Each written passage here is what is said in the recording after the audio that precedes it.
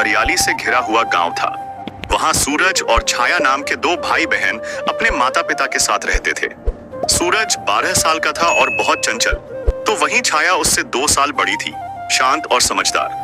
गर्मियों की छुट्टियां शुरू हो चुकी थीं और स्कूल बंद हो चुका था। एक दिन दोपहर के समय जब धूप अपनी तीव्रता पर थी, सूरज ने पानी पीते हुए कहा, दीदी, क्यों ना हम नानी के घर चले जाएं? कितने दिन हो गए वहां गए हुए। छाया मुस्कुराई। अरे हाँ, सच में वहाँ की आम की बगिया और तालाब बहुत याद आ रहा है। चलो पापा से बात करते हैं। शाम को जब पापा घर आए तो दोनों भाई बहन ने जाकर उन्हें घेर लिया। पापा, हमें नानी के घर जाना है, सूरज ने झट से कहा। हाँ पापा, छुट्टियां भी हैं और नानी भी कितनी बार बुला चुकी हैं। छाया ने समर्थन किया। माँ मुस्कुराई और बोली, ठीक है, कल सुबह निकलते हैं, सामान अभी से पैक कर लो। अगले दिन सब लोग सुबह सुबह बैलगाड़ी से रवाना हुए। रास्ता हरियाली से भरा था। खेत, नदियां और चहचहाते पक्षियों की आवाजें पूरे सफर को और भी सुंदर बना रही थीं। करीब दोपहर में वे नानी के गांव पहुंचे, एक पुराना मगर बेहद प्यारा गांव। नानी घर के दरवाजे पर खड़ी इंतजार कर रही थी। अरे मेरे बच्चों, उन्होंने दोनों को गले लगा लिया। नानी, दोनों ने एक साथ कहा और उनसे लिपट गए। गांव में अगले कुछ दिन खूब मस्ती में बीते। कभी बगिया में झूला झूलते, कभी तालाब में नहाते। एक दिन दोपहर को सूरज और छाया गांव के बाहर एक पीपल के पेड़ के नीचे बैठे थे। तभी वहां एक दुबला पतला लड़का आया, जिसकी उम्र सूरज जितनी ही रही होगी। नमस्ते, मैं अर्जुन हूँ, उसने हिचकिचाते हुए कहा। नमस्ते, मैं सूरज और ये मेरी दीदी छाया। कुछ ही देर में तीनों में खूब बातचीत होने लगी। अर्जुन ने गांव के कई किस्से सुनाए, जैसे गांव की पुरानी हवेली, शमशान की रहस्यमयी रातें और जंगल की डरावनी कहानियां। चलो, आज मैं तुम लोगों को पूरा गांव घुमाता हूँ, अर्जुन ने कहा। तीनों चल पड़े बगिया, मंदिर, तालाब और आखिर में पहुंचे गांव के पुराने शमशान के पास। ये शमशान बहुत पुराना है, अर्जुन बोला। लोग कहते हैं यहाँ रात को आत्माएं घूमती हैं। छाया थोड़ा घबराई। अरे ऐसे मत बोलो। उसी वक्त सूरज की नजर जमीन पर पड़ी एक चमकती चीज पर गई। अरे ये क्या है? वह झुककर उसे उठाने लगा। अंगूठी है, उसने हैरानी से कहा। छाया ने देखा, वह अंगूठी बहुत पुरानी और काली थी। उस पर कुछ उकेरे हुए निशान थे जो किसी भाषा जैसे लगते थे। किसकी हो सकती है? सूरज ने पूछा। जो भी हो, अब तो हमारी है, छाया ने मजाक में कहा। मैं इसे घर ले जा रही हूँ, अर्जुन ने तुरंत कहा। नहीं, ये अंगूठी यहाँ छोड़ दो, ये अच्छी नहीं लग रही। मगर छाया ने उसकी बात को हल्के में लिया और अंगूठी अपने बैग में रख ली। अगली सुबह छाया बिस्तर से नहीं उठी। उसका चेहरा पीला था और शरीर तप रहा था। दीदी, तुम ठीक हो? सूरज ने पूछा। पता नहीं भैया, कुछ अजीब महसूस हो रहा है, उसने कमजोर आवाज में कहा। नानी ने जड़ी बूटी की दवा दी। माँ ने पंखा झलकर ठंडा किया, लेकिन छाया का बुखार कम नहीं हुआ। धीरे धीरे उसका स्वभाव भी बदलने लगा। वह चुप रहने लगी, आंखें अजीब ढंग से चमकने लगीं और कभी कभी वह नींद में बड़बड़ाने लगती। मुझे यहाँ से मत ले जाओ, मैं यहीं रहूंगी। यह सब देखकर सूरज डरने लगा। छुट्टियां खत्म होने को आईं और परिवार को घर लौटना था। बैलगाड़ी तैयार हुई, सबने सामान बांधा, लेकिन जब गांव से बाहर निकलने लगे, छाया ने जोर से चिल्लाया। मैं नहीं जाऊंगी, मुझे यहीं रहना है। अगर मुझे जबरदस्ती ले जाने की कोशिश की तो मैं तुम सबको मार डालूंगी।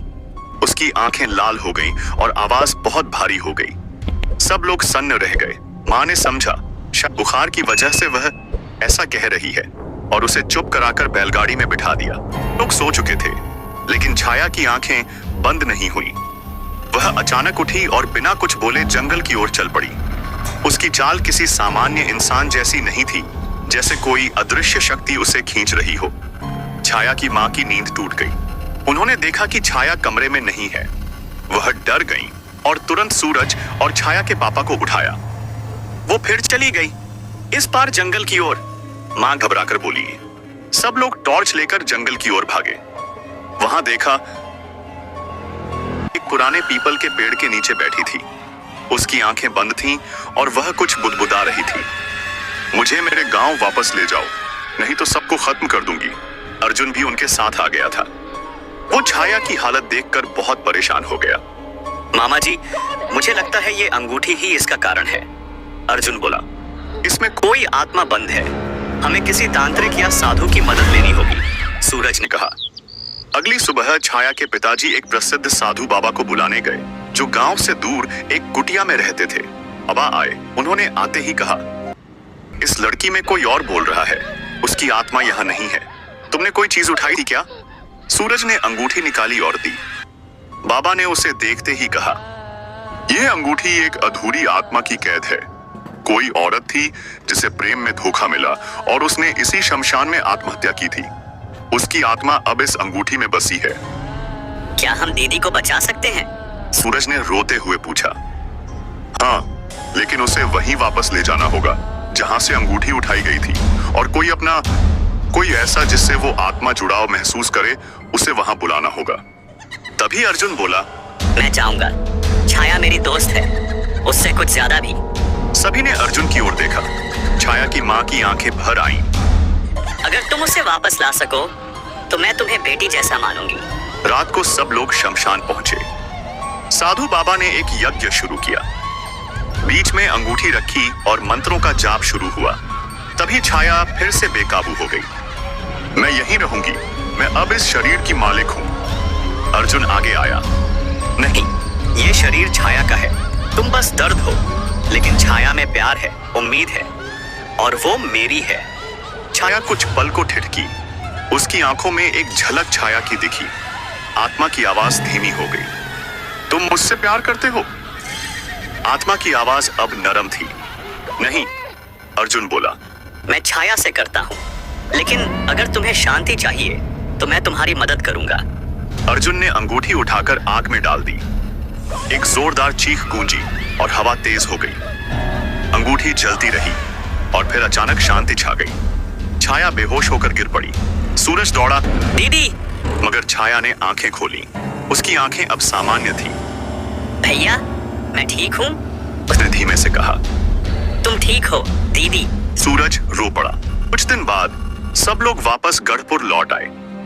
छाया पूरी तरह स्वस्थ हो गई थी। वह पहले जैसी ही हंसमुख और शांत थी, लेकिन उसमें एक नई गहराई आ गई थी, जैसे उसने कोई अनकहा दर्द महसूस किया हो। अर्जुन भी कुछ दिन बाद मिलने आया। कैसी हो? उसने पूछा। छाया ने मुस्कुराकर कहा, अब अच्छा लग रहा है क्योंकि तुम आए हो। दोनों कुछ देर चुप रहे। फिर छाया ने पूछा, जो तुमने उस रात कहा, क्या वो सच था? अर्जुन ने उसकी आंखों में देखा और कहा, सच तो अब कह रहा हूँ, मैं तुमसे प्यार करता हूँ छाया। छाया मुस्कुराई और धीरे से उसका हाथ थाम लिया। गढ़पुर फिर से शांत हो गया। वो अंगूठी अब केवल एक किस्सा बनकर रह गई थी। छाया और अर्जुन का रिश्ता धीरे धीरे मजबूत होता गया। सूरज बड़ा होकर गांव का सबसे समझदार युवक बना, और उन सब की कहानी आज भी गांव में सुनाई जाती है। एक अंगूठी, एक आत्मा और एक प्रेम जो मृत्यु को भी मात दे गया।